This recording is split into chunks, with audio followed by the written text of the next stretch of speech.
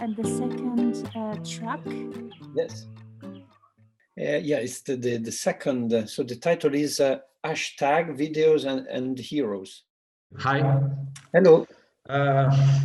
Agora, are you hearing me? Yes. Yes. Yeah. Okay. Yes. This presentation is part of a bigger investigation about the engagement in journalism, especially in environmental journalism. And we made some tests with some topics in internet, and Greta Thunberg was one of them. And then I wanted to cut this part of the topic and present here. So if it's not clear, I will explain better with the questions, okay? Well, the presentation will be in Spanish, but the PowerPoint, it will be in English. Let's go. Well, en el contexto informativo contemporáneo, algunos formatos y contenidos son más preferidos y elegidos que otros para consumo, recirculación y transcriación por los usuarios de Internet. Así nos indagamos como investigadores cómo aspectos subjetivos como emociones y cuestiones morales cambian la recepción de las noticias sobre el medio ambiente, especialmente en la web, y cuál es el papel del personaje del tema héroes o heraldos, aunque mediatizados, en ese tema.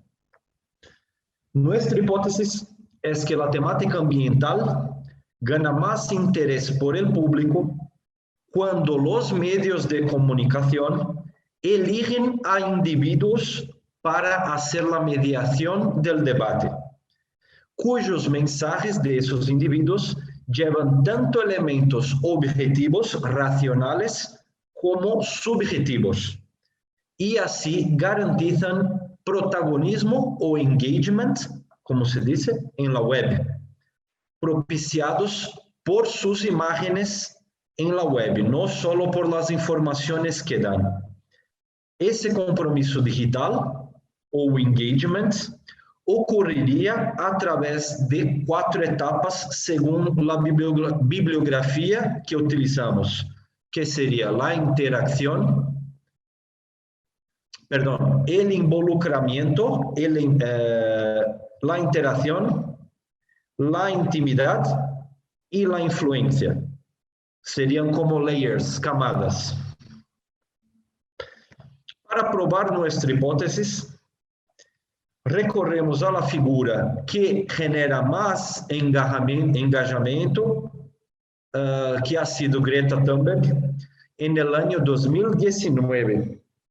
Y utilizamos una metodología simple por cantidad de accesos en Google, comparando con otros temas ambientales de 2019. Analizamos su discurso según atributos morales. ¿Qué atributos morales hay en su narrativa? Y consideramos cómo sus atributos emocionales le acercan a un perfil de héroe, según las referencias de la psicología. Suponemos que los mensajes de Greta medían información ambiental objetiva con atributos morales y con fuerte tono emocional en sus declaraciones, lo que favorece su engajamiento o compromiso. Aquí están algunos números impresionantes de este icono, ¿verdad? Nosotros encontramos 23 23, si no me equivoco, más a frente va a aparecer, 23 millones de informaciones. Entre ellas, lo que más aparece son las imágenes, entre fotografías y información manipulada, que son las fotos, los memes y los GIFs. Ellas prevalecen sobre el contenido, digamos, original y racional sobre Greta, que son los artículos de noticias y los vídeos de las empresas de televisión. Eso nos lleva a creer que los aspectos no racionales o subjetivos, llamamos así, son preponderantes para que Greta alcance esos números. ¿Sí? Metodología. Bueno, utilizamos una comparación de accesos a enlaces comparación realizada por Google Trends entre los temas ambientales más destacados de los medios de comunicación en 2019, que ha sido un año muy difícil para quien trata los temas ambientales por cuestiones de desastres naturales. Uno fue la destrucción causada por los ciclones Kenneth y Idai en Mozambique, Dorian en Bahamas y en Estados Unidos, y Lorenzo acá en Portugal. Dos, es la comparación también de las noticias sobre el aumento de los incendios en la Amazonia brasileña. Los incendios también en Australia y en Portugal. Tres, la propia Greta como interlocutora del medio ambiente. Cuatro, la salida de los Estados Unidos del Acuerdo de París. Y cinco, la COP25, la conferencia y la discusión de los Objetivos de Desarrollo Sostenible. Esos fueron los temas más tratados por la prensa de ese año. Y aquí nosotros tenemos algunos resultados. Se registró interés destacado por la figura de Thunberg en prácticamente todos los países que hicieron búsquedas entre esos 6 temas. Ella solo no gana el alcance máximo en búsquedas en los países que han sufrido directamente los temas ambientales. Me explico. Amazonia en Brasil, ciclones en Mozambique. Esos fueron los temas más importantes en los países, pero en los otros países que no han sufrido esos temas, Greta ganó en casi 100% de las búsquedas. Yo tengo los números acá. Greta alcanza 1 en cada 4 búsquedas en Internet sobre los temas medioambientales en 2019. 1 en cada 4 búsquedas. Y ese es el gráfico que más impresiona.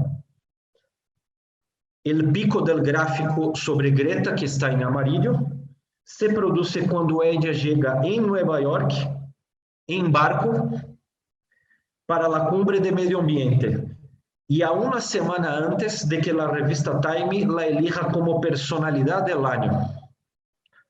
Así tenemos indicios que no solamente los temas ambientales, pero la prensa la elige como uno de los heraldos más importantes del medio ambiente, porque da mucha visibilidad a ella, ¿sí? Bueno, siguiendo. La cuestión de las emociones. Llegamos a la conclusión de que déjame encontrar aquí. Dicha percepción de que Greta se involucra emocionalmente con los problemas ambientales. Ups, yo creo que me equivoqué aquí. Espera.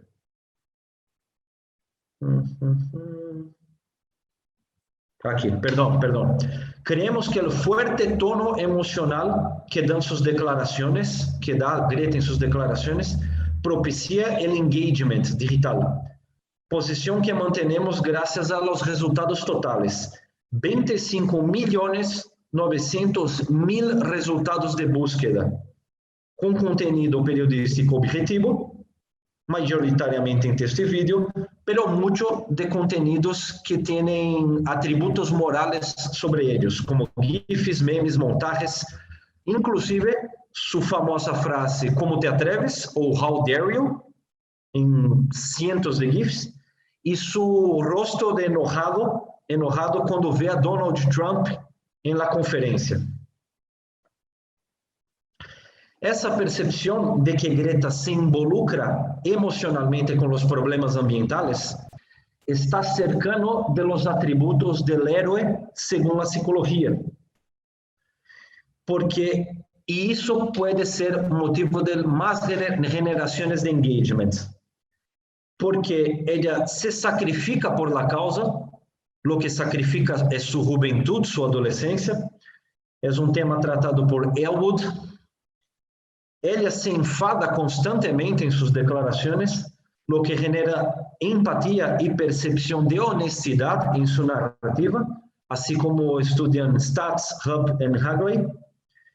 Ella demuestra valentía moral para enfrentar lo que cree ser el mal para el medio ambiente, para la humanidad, así como afirma Zimbardo.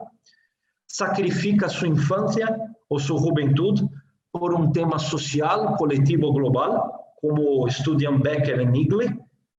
Afronta situações atípicas, como trasladar-se em barco para no fazer emissões de carbono, assim como Di Stefano vê que enfrentar situações atípicas tem que ver com heroísmo, e tem claros seus objetivos. Ela não se equivoca em sua narrativa, é sempre muito coerente. Así como Franco, Blau y Zimbardo ven como discurso de los héroes en la psicología. De esa manera creemos que ella desafía a los adultos que destruyen la naturaleza y se acerca a este arquetipo de héroe. Además, creemos que las cuestiones morales que trae Greta pueden agrandar el interés del público por el tema ambiental. Hay una teoría utilizada por la psicología, la neuropsicología, que se llama The Moral Foundation Theory, que analiza las narrativas a través de los atributos morales. Weber y Hoff encontraron en el lenguaje de Greta temas relacionados al cuidado y al daño, cuando ella utiliza mayormente los tópicos crecimiento, futuro e sofrimento das sociedades. Encontram também atributos morales sobre a justiça e, lo contrário, sobre a trampa ambiental que se está formando no planeta, quando ela diz sobre direitos, soluções ou consequências da crise. Assim, creemos como tópicos iniciais para uma discussão mais grande que Greta alcanza el compromiso digital, el engagement, gracias a algunos tópicos, pues comunica su implicación emocional con el problema del medio ambiente. Mezcla entonces cuestiones racionales con subjetivas. Promueve la interacción con el público al compartir cuestiones morales. Ele oferece temas para que as pessoas discutam entre suas comunidades. Ela simula uma intimidade al ser extremadamente expuesta por las empresas de medios de comunicación. Ela genera muchísima influencia gracias a la circulación, sea negativa o positiva, sobre sus propios discursos y su imagen. E assim creemos, uma maneira livre de decírselo, que ela é heraldo imperfecto, ¿sí? E por isso le atrai tanto a audiência. E não deixa de ser um héroe, pero não é um héroe a la sociedade. Nos parece que é mais um héroe construído por la indústria de los medios. Aqui estão as referências, que las puedo compartir. E les agradeço por la atenção e por alguns percalços.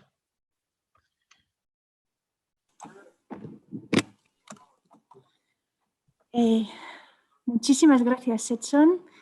Ya no sé si hablo en español o si hablo en inglés. Se puede, ¿cómo prefiere? ¿Que hagamos las preguntas en español o en inglés? Como quieras. Tal vez sea mejor en inglés por los demás, ¿verdad? Vale. So let's switch in English. Thank you so much for your presentation. Do we have any question in the audience? Kazay Schmidt. Let's go. Thank you for that really wonderful presentation. This, for me, early morning, but I guess the rest of the midday has been just wonderful and thought-provoking. My question was particularly about Greta Thunberg's Asperger's syndrome. I found a particular irony in how she, as a figure, is forwarded with emotion and compassion and anger, in spite of her history with Asperger's, which is characteristically a less emotional way of conducting oneself. Did that play into any of your research or analysis in any way? Okay, this topic, the Asperger syndrome, is very delicate. How can I say? But I think it's essential to understand Greta. But I think we need a qualitative methodology to understand if people engaged with Greta, because this her kind of superation of the syndrome, okay?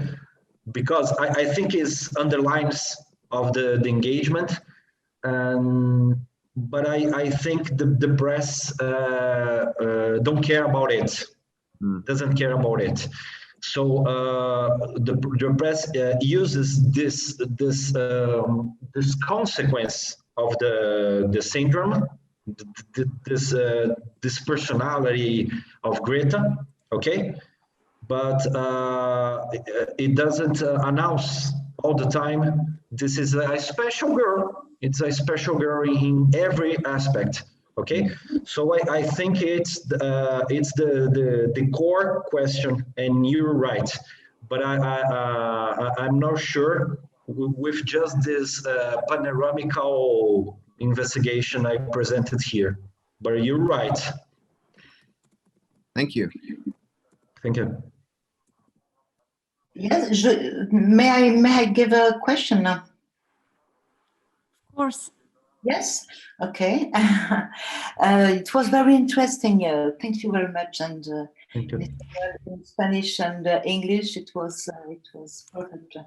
The question, my question, is provocation. It means the most important quality of Greta isn't it's youth, the symbol of pure dimension, no compromission, direct language. So what do you think about this figure of youth, which comes in the debate in a very direct way?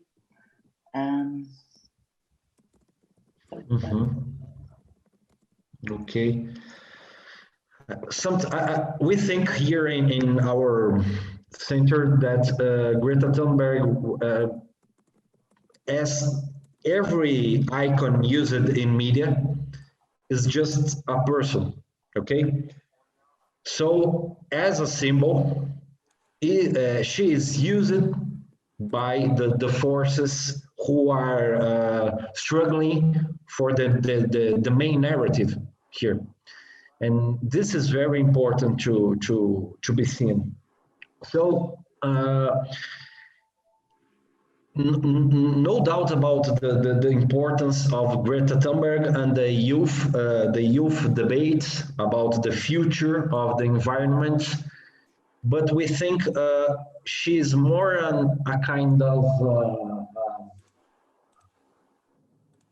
a support in which the forces put their interpretations about the topic, the environmental topic, and she was being built by this struggling, okay? And you can see this my hypothesis by seeing the lots of different points of view about her, about Greta. She is not a consensus at all in the internet, but she is a very high consensus in media. And why?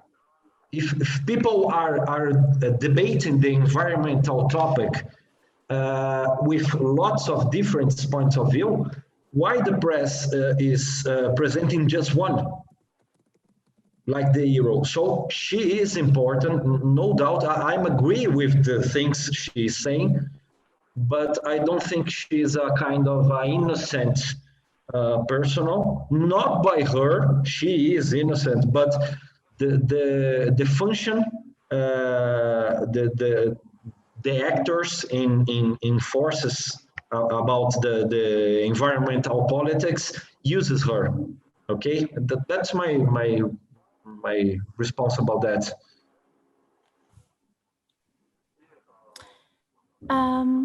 Is there any other question from the audience?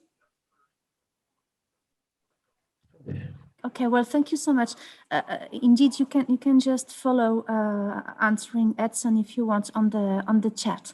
Let's switch to the presentation of Kazay. All right.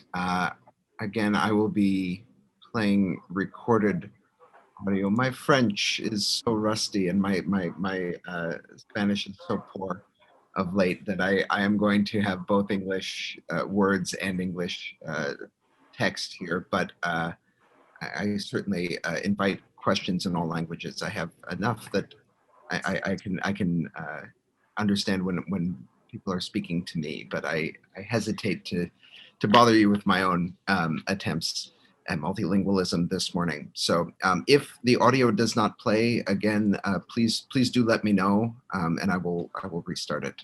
It's about a 15 minutes. Good morning, and thank you for attending my presentation. It is entitled #TrashTag and the Heroic Agency of Mimetic Campaigns.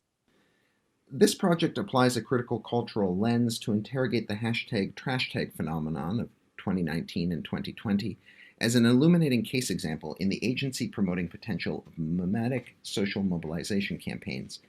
Beginning in March 2019, the #TrashTag challenge became the latest in a series of viral social media challenges accruing global popularity. However, unlike sensational and potentially reckless challenges like the Tide Pod Challenge, the Cinnamon Challenge, or the Boiling Water Challenge, the #TrashTag campaign encouraged participants to use their bodies to promote communal welfare. This project examines the particular role of physical enactment and personal agency in the #TrashTag challenge and campaign. In Facebook, Instagram, and other social media posts tagged with the #TrashTag or #Basura challenge, users posted before and after images of themselves standing in a heavily litter-strewn space. The first image depicts the individual user or group of users posing in front of a polluted environment. The second depicts them after an hour or multiple hours of labor, cleaning the space, posing beside the bags of refuse they have cleared and collected. Here's one example.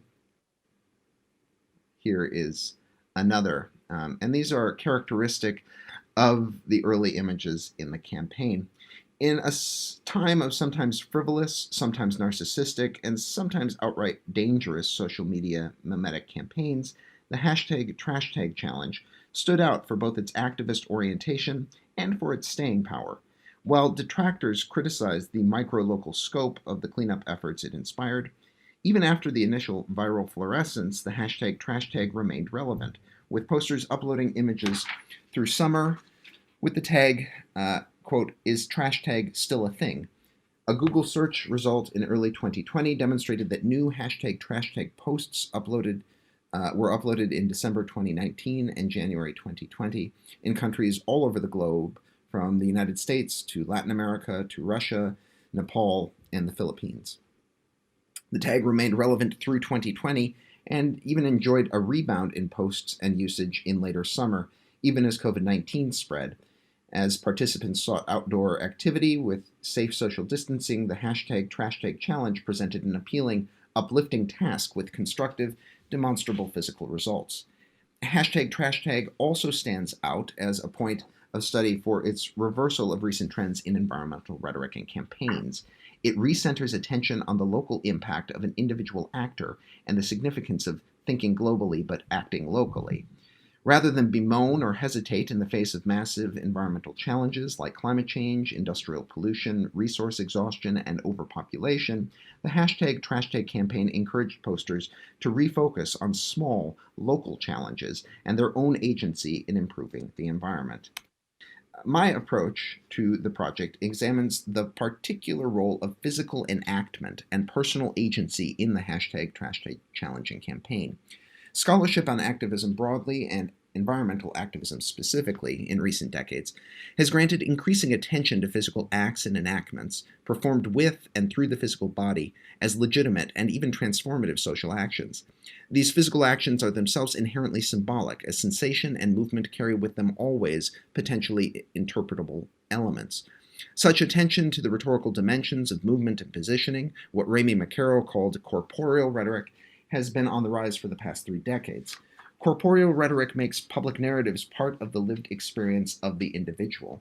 As Thomas Sordus suggests, we should, quote, turn to look at the ways in which embodied experience and perception of the cultural world is both interpreted through and experienced by the body. Thus, to pose beside a pile of collected rubbish according to a communal or vernacular norm, as the hashtag #TrashTag movement encourages, is to use the body as communication. But more than that, it is to codify and cement that embodied performance as a visual symbol itself that lives beyond the initial performance. Feminist critics and theorists especially have attended to the intersecting sensorial, material, and personal aspects of embodied activism. Judith Butler, for instance, examines the performative elements of embodied action that express sentiment and motivation without or beyond language, and the role of personal risk and precarity in the use of the body to demonstrate or protest, physically putting oneself under stress or duress to enact evidence of one's own argument or to assert commitment to a cause. Stacy Alaimo examines this precarity as well, highlighting how the enactment of physical vulnerability and interdependence through, for instance, demonstrations of public nudity or ingestion of polluted air and water, manifest a palpable and undeniable bond between individual body and broader social environment or space. In applying these perspectives to the hashtag #TrashTag, I also drew heavily from practice theory and attention to the physical embodied performance documented in the act of cleaning a space and images posted, or the images posted of the depicted act. In these photographically documented physical actions, my apologies there, I'm going to restart where it cut out.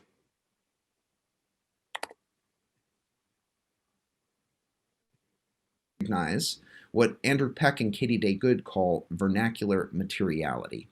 Vernacular materiality, they write, occurs wherever users turn to handmade physical messages and material signifiers to transmit meaning online. Specific examples of vernacular materiality, they write, may be primarily designed for digital circulation, but they may also rely on the networked sharing of embodied actions involving material artifacts.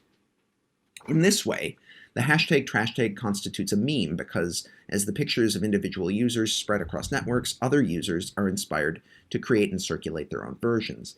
These communications appeal to a sense of social trust that is positioned as existing outside formal institutions, creating a vernacular authority for moral, ecological actions and building solidarity among participants as part of a larger campaign or cause. As Peck and Good write, such mimetic practices give rise to a multitudinous array of populist texts that engage with public issues by demanding attention, supporting collective identity, shaping issue narratives and frames, and forging networked counterpublics of dissent separate from institutional or mass media gatekeepers. As Manuel Castells argues, such social movements are fundamentally hybrid, enabled simultaneously by action in digital spaces and physical spaces alike. Those who participate use their physical actions and physical bodies as digitally circulated texts and arguments for the cause of environmental cleanup. It is akin to the spectacle of embodiment discussed by Kate Drasner-Hoyt, building from Harold and DeLuca, whereby participants physically and then digitally mimetically perform an affective exchange with a body in peril. Hoyt focuses on the literally human bodies in peril behind movements like hashtag hands up don't shoot, hashtag I can't breathe, and je suis Charlie. Participants in hashtag are in affective exchange with the metaphorical body of an imperiled biophysical space, or planet Earth. Of course, both in Hoyt's case and in hashtag trashtag, different bodies enact the mimetic performance differently, presenting an additional layer for attention and analysis. To construct and develop my analysis, I worked with a student research assistant to search for and locate uses of the hashtag trashtag and hashtag basura challenge in August 2019 and again in January 2020 on Twitter, Instagram, and Reddit. We identified a cache of several hundred posts, which we used for a visual rhetorical analysis, attending to and informally coding for trends in bodily positioning, image composition, and visual demographic markers of participants. Our data collection was perhaps limited through use of an American IP address with default Anglophonic search results within the 3 primary media sites used for collection, but the volume of images analyzed constituted, we felt, a sufficiently representative sample for our primary purpose: identifying key and recurrent visual trends among widely circulated images and instances of the hashtag. After reviewing the images collected, I was indeed able to identify trends, though notably I am unable to identify strong trends correlating with the visible demographic markers of the participants themselves, despite the global and intercultural nature of the campaign.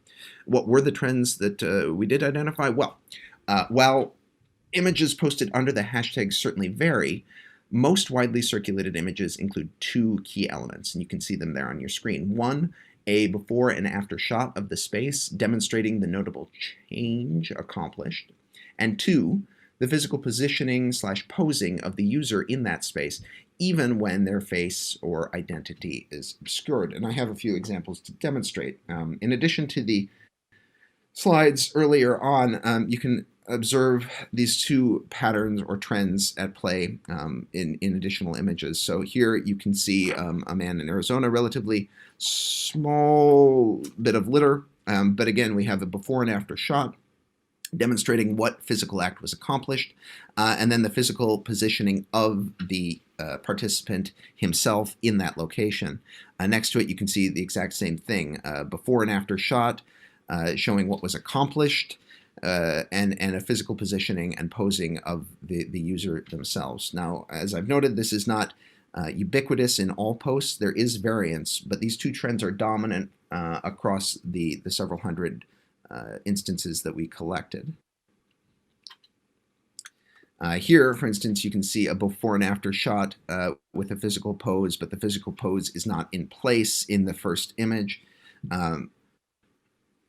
Sometimes the identities of the participants are explicit. So in this case, you have a family. Their identities were very clear, but in this case, the 3 women involved are obscuring their faces and their identities are not entirely clear. That did not prevent the image from being circulated widely on Reddit in this instance. So what do we make of this? Well, I argue that the campaign thus particularly champions the individual role in cleaning the environment and making positive environmental change in the world. And that is precisely why I submitted this particular work to this particular conference.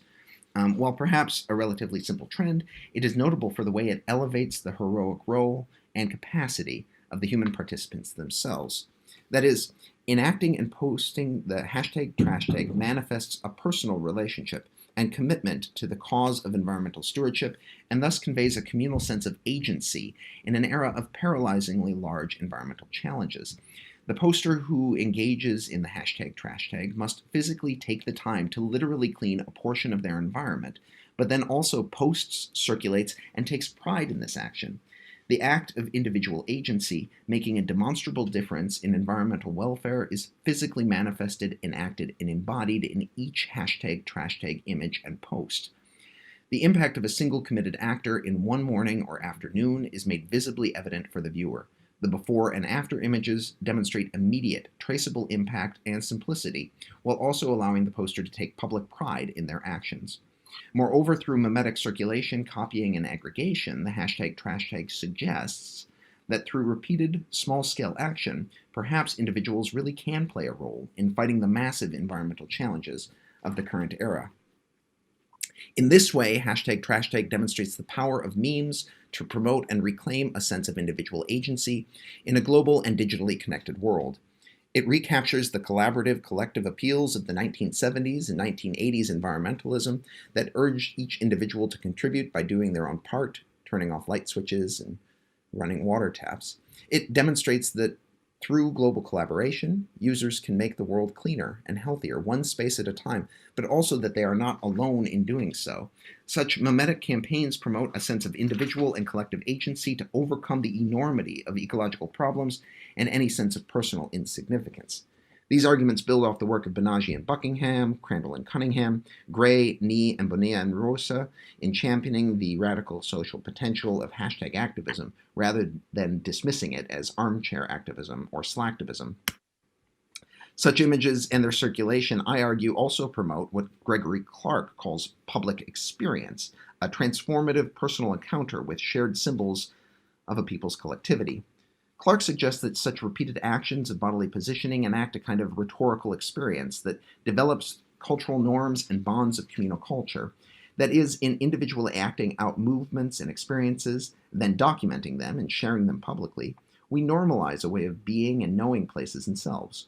Individual experiences, Clark writes, when repeated become shared public experience. Quote, a sense of one's place in the community, he writes, develops through exchanges of symbols among individuals who are together making sense of the world they share. The taking and circulation of photographs in particular poses, from particular angles, with particular facial expressions, and often in particular locations, constitutes collective ideas and ideals, which are then reified and reflected by the mirrored photographs of others. It's an epideictic, collective presentation of shared values. Mimetic campaigns like the hashtag trashtag position the self publicly within a broader social community, and, as Clark writes, the rhetorical power of identification thus resides in the individual experience that is rendered shareable by the narrative of a succession of salient images. Taking a hashtag trashtag photo is embodied identification of self with a larger cultural value for environmental stewardship. It is acting out a constitutive identity of self with place. As Phaedra Pizzullo writes, quote, in a dialectic that appears inherent to the human condition, bodies act on the world as the world acts on bodies. By taking the same type of actions and photos in the same ways over and over, individual experience and community values and aesthetics merge. Bodily performance of the hashtag trashtag spot cleanup and the popular documentation of this performance is part of a social, communal hermeneutics, a way of making sense of the world. As Jennifer Dornan-Fish writes, quote, while culture clearly bounds and directs individual understanding of cultural meaning, the actual process of meaning-making and identity construction are built upon individual experiences, emotions, and interpretations. In this way, the project suggests mimetic campaigns that involve body and image have significant potential to re-energize and re-motivate global populations that felt stymied or insignificant as digital connectivity made global environmental problems seem enormous and insurmountable. This work continues, and the hashtag continues to evolve online. As you can see in front of me, recent manifestations of the hashtag no longer always contain a before and after trend, and increasingly, especially during COVID-19, there has been a drop in physical positioning of the self within the image. And so as the hashtag campaign evolves, the trends appear to be changing. Therefore, the work continues as the campaign continues. I will be continuing to investigate this phenomenon, but I'm happy to discuss it more with anyone attending today. If you'd like to talk to me about hashtag trashtag, hashtag basura challenge, and how it functions as a public vernacular manifestation of ecological action, I would love to talk to you. You can contact me via the email address on your screen. And before I conclude, just a quick slide with many sources that I have found instrumental in this work. Thank you again for your time. Thank you very much indeed for this wonderful presentation, and on a phenomenon that is really global and also local, of course, because it's linked to specific local situation, I suppose, all over the world. And my introduction for the discussion concerns these aspects. So I have two questions. One is one concerns the link to public authorities, and the second one is the link to communities of people. So I say that the two questions together because I think I would forget something. So as for the public authorities, for example, here in Belgium, there are commune, so the local authorities who created sort of Facebook pages, for example, for people who wants to fight against trash in the environment, and they want to clean the streets and the fields, etc. And there is really a community that is created, so people who are very happy to post images of them while they are cleaning, and they post images of oh, it's incredible how much trash there is outside, etc. So it's really a sort of place in which people express themselves, etc. But it's not linked to this hashtag. It's another phenomenon. So I wanted to know if perhaps it's outside your research, but if you have found signs of a sort of instrumentalization by public authorities of this hashtag, the utilization, the use inside specific campaigns, made by public authorities around the world. One thing, and the other thing is, are people also creating exchanges and communities and interactions among each other? So are they talking to each other, exchanging impressions, opinions, etc., on this problem of trash and of pollution, etc., or is just posting the image with the hashtag and that's all? So these are two questions. Thank you very much. Thank you. Those are very salient questions. The first about public authorities very much relates to these hashtag challenges broadly. So one of the most widely circulated and celebrated ones was the hashtag ice bucket challenge a few years ago, dumping a bucket of icy water on yourself to raise money. And it was very successful and very widespread, but that one very much was co-opted by local organizations, authorities. I saw it on frequently on local news media. Local media personalities would take part in the challenge. Curiously, I have not seen significant evidence of that happening with the hashtag trash tag. It seems not to have been adopted by local media or news, at least here in the United States. And I also find that curious because there are analogs like the one you said in Belgium. I'm struggling to think of why local organizations, if not larger regional organizations, have not adopted this movement while it has persisted online for over a year and a half now. Mm-hmm. So I'm curious about that. In terms of the users developing community, there is some evidence of that. And so on the three sites that we were using, Twitter and Instagram and Reddit, there has been the interesting growth of a subreddit. I found it just now.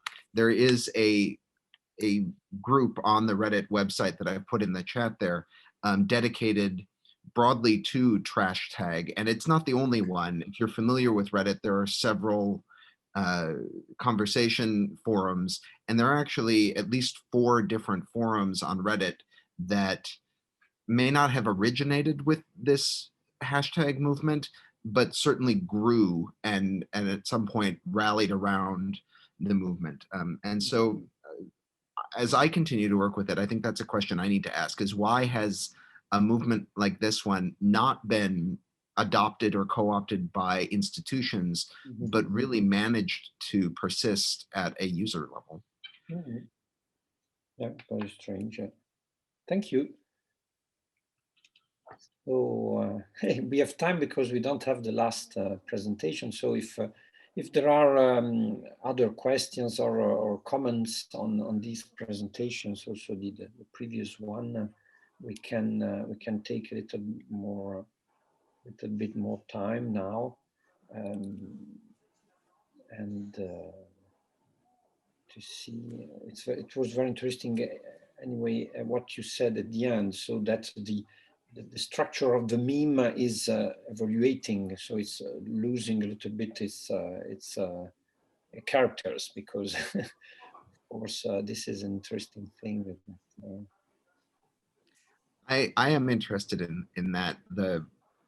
The disappearance of the figure has been notable, because that was the primary trend, that the body of the user or the participant was visible, and I'm unsure if that is somehow related to the pandemic or what exactly, but that definitely has shifted in the last 2 months or so. And it's about time for us to do another formal collection of data. I don't have data. There is a question by Océane. You can present it directly. Thank you, Océane. Are the people involved in the trash tag campaign also implementing zero waste ways of life or advocating for it or them? I see wide variance. I think, like a lot of social media campaigns, the popularity derives in part from the minimal investment. You can participate in this challenge if you have 30 minutes of free time. And so it's not a lifelong commitment necessarily. I don't have the hard ethnographic data to know exactly what these users are doing, but I see a lot of different types of comments, and so some people post with the comment that this is a life commitment. I haven't seen zero waste specifically. Other people simply post an image without any comment, and you as a viewer are left guessing about their long-term ecological commitments. There may be none spectacular, but I do think, as I continue to work with environmental memes, that doing it once, photographing yourself doing something nice for your environment and then posting it for others to see, does reaffirm a personal sense of identity and self and purpose, at least in incremental ways. It's a sort of verification. Thank you for the question. Okay, maybe it's just time to eat and to rest a little. I hope you will stay this afternoon, and I will